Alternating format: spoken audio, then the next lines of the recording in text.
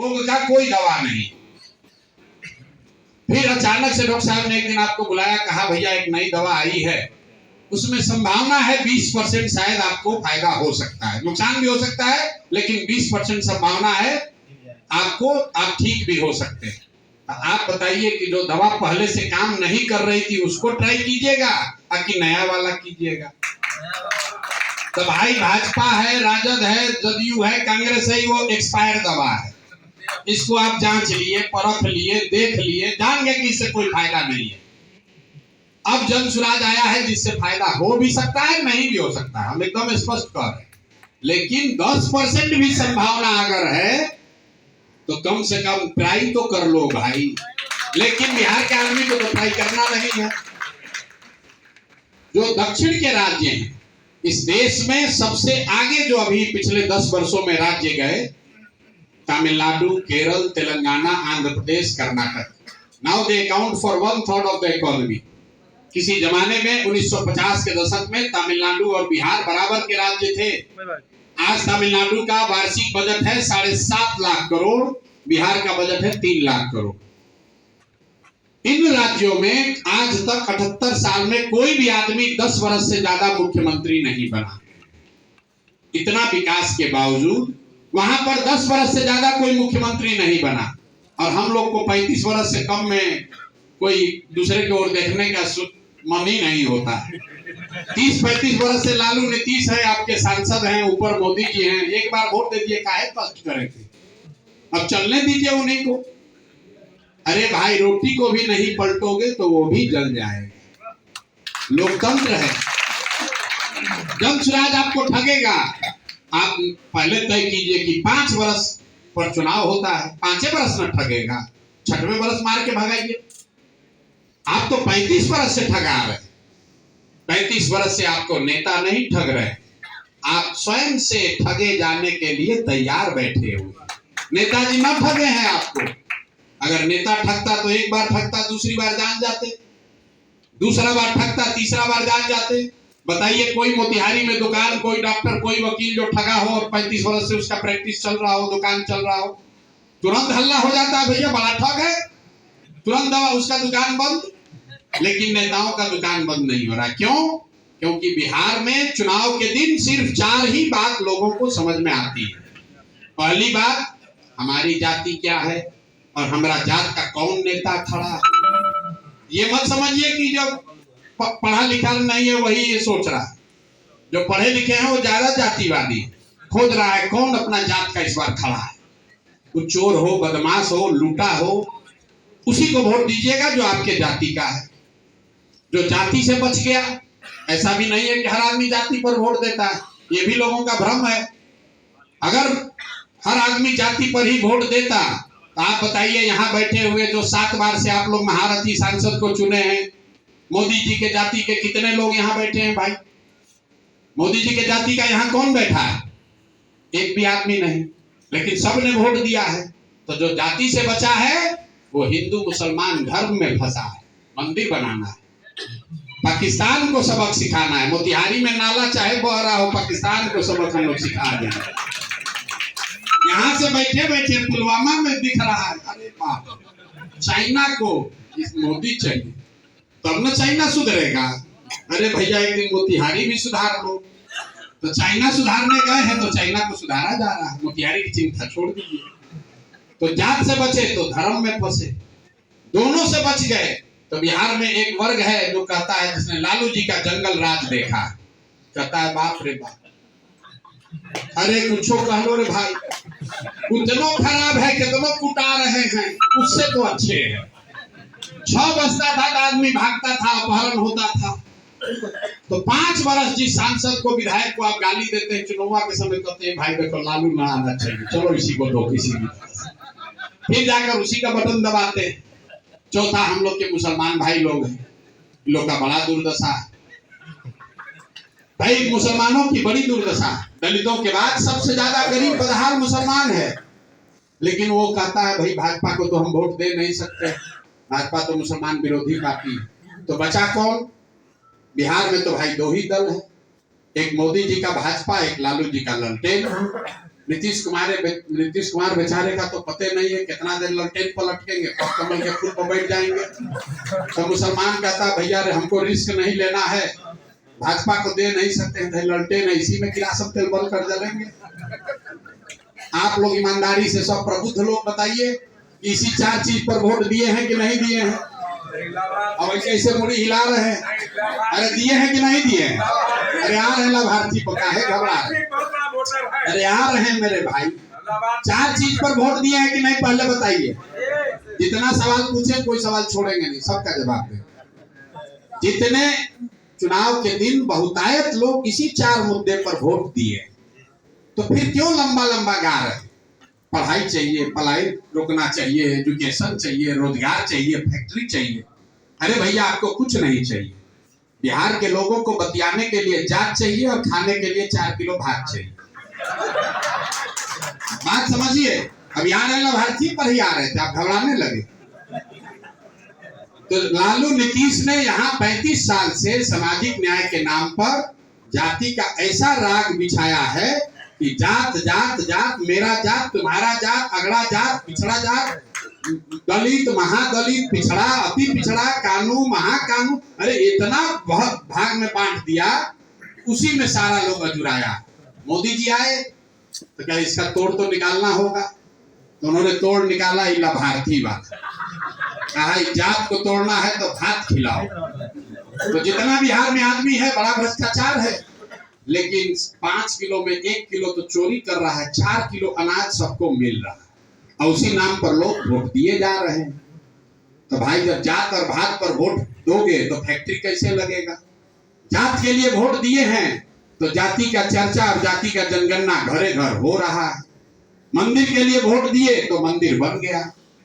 भात के खाने के लिए वोट दिए तो 4 किलो, कितना भी भ्रष्टाचार है, 4 किलो अनाज मिल रहा है।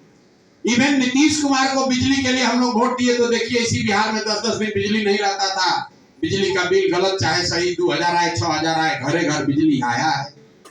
आपने हमने सिलेंडर के लिए वोट दिया मोदी जी को तो 800 सिलेंडर का दाम हो चाहे 1200, घर घर सिलेंडर बटा है। आपने हमने वोट दिया मोदी जी का भाषण सुन के कि गुजरात में मोदी जी ने बहुत विकास किया है, तो भैया गुजरात में तो विकास हो रहा है।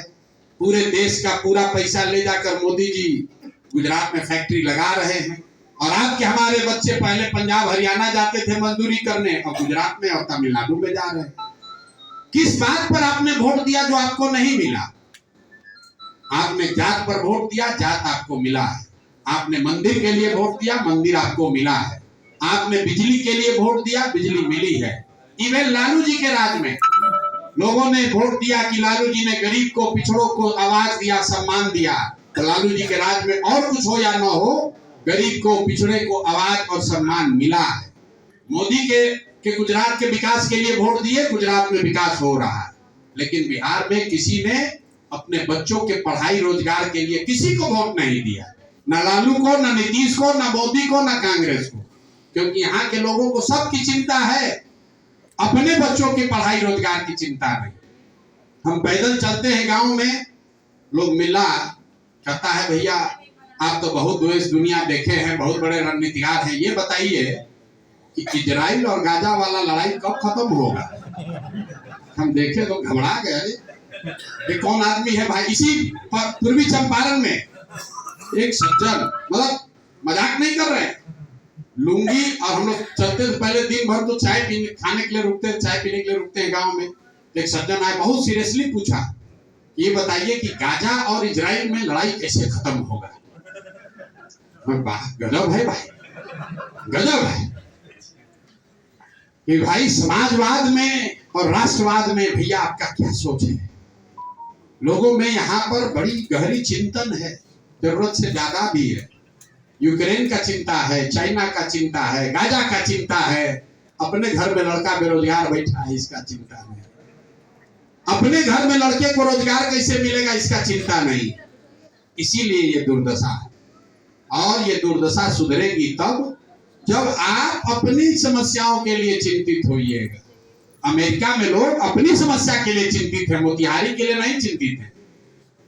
चाइना में लोग अपनी चिंता में फंसे हुए हैं कि ट्रंप ने टैरिफ लगाया है तो क्या होगा। लेकिन मोतिहारी के लोग, भागलपुर के लोग, पटना के लोग इस चिंता में है कि चाइना का क्या होगा। ट्रंप जो आया है इस बार ये सबक सिखा देगा चाइना को। चर्चा चल रहा है घर घर चर्चा चल रहा है कि ट्रंप आया है भैया, इसका क्या असर होगा चाइना पर। हम लोग की ये ताकत भी है, ये कमजोरी भी है। जो मिट्टी है, जैसे गुजरात में लोगों को जन्म के साथ ही बिजनेस की, धंधे की समझ है, वैसे यूपी बिहार में लोगों को राजनीति की समझ है। हम लोग सुबह उठते हैं और रात तक और कुछ नहीं करते, खाली यही गलचौड़ करते हैं, बैठ के राजनीति बतियाते हैं।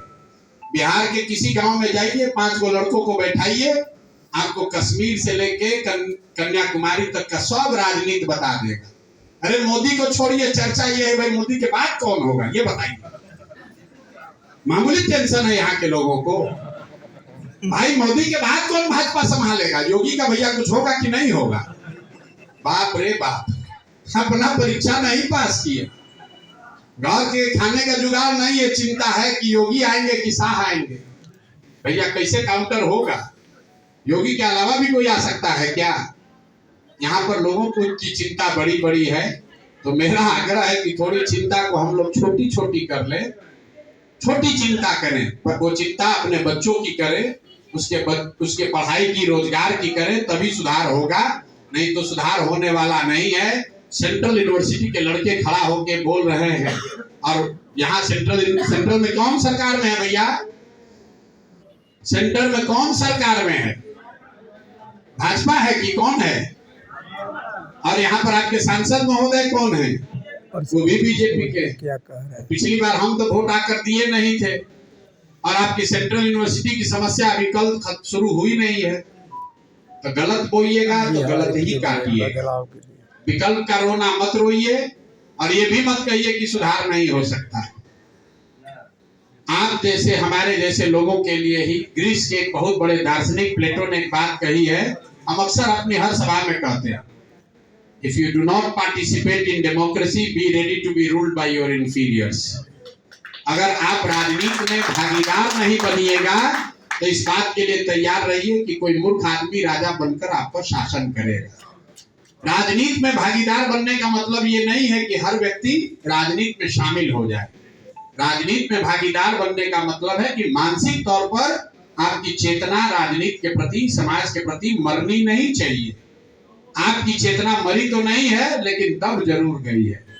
किसी को चिंता नहीं है कि कैसे सुधरेगा। लोग, हम यहाँ कोई अच्छा आदमी खड़ा होता है, विकल्प की बात कर रहे हैं, कोई अच्छा आदमी खड़ा होता है तो आप और हम अपने घर में बैठ के कहते हैं अरे ना चलेंगे बिहार में ना चली, हम नहीं चली हम बिहार में, क्या कोई पूछी। बढ़िया आदमी खड़ा होता है तो आदमी हंसता है। अरे मेरे भाई, जब एक अच्छे आदमी को आप हराते हैं या वोट नहीं देते हैं, लोग कहता है हम वोट काहे बर्बाद करें, इनको दे मिलेंगे तो जीत के क्या कर लेंगे। मेरे भाई, जब एक अच्छे आदमी को आप वोट नहीं देते हैं, वो जब हारता है तो समाज के 100 अच्छे आदमी का हिम्मत टूटता है, वो राजनीति में नहीं आना चाहता, वो राजनीति में नहीं आना चाहता है, क्योंकि आदमी कहता है हम ही को देख के क्या कह रहा है, कितना बढ़िया जिंदगी चल रहा था, आए हैं ना, अब पता चल जाएगा बिहार में इनको, भला अपने को तेज बनते थे ना, अब पता चल जाएगा, देखना ना बिहार में कुछ नहीं होगा इनका। अरे मेरे भाई, हमारा क्या होगा, जितना विधायक मंत्री बनकर शोहरत, नाम, पैसा हमको मिल सकता है, उससे बहुत ज्यादा भगवान की कृपा से पहले से मिला हुआ। जीतने हारने की चिंता किए बगैर ये प्रयास कर रहे हैं, इसलिए कर रहे हैं कि मेरा ऐसा मानना है इस मिट्टी का कर्ज है। यहीं पर हम लोग भी सरकारी विद्यालय में पढ़े हैं, 10,000 रुपए के नौकरी के लिए संघर्ष किए हैं, आज कुछ जीवन में हासिल कर लिए हैं। तो मैं ऐसा समझता हूं कि मेरा ये फर्ज है कि मैं इस मिट्टी के लिए, इस राज्य के लिए कुछ करूं। अगर हम नहीं करेंगे तो दूसरा किसका हिम्मत पड़ेगा। और दूसरी बात समझिए, प्रयास हम करें या आप करें, प्रयास आज हो या 10 वर्ष के बाद हो, करना तो किसी न किसी बिहार के ही व्यक्ति को पड़ेगा। तो जो लोग ये समझ रहे हैं कि भैया सफलता नहीं मिलेगी, तो 20 वर्ष के बाद ये और कठिन हो जाएगा, उसके 20 वर्ष के बाद और कठिन हो जाएगा।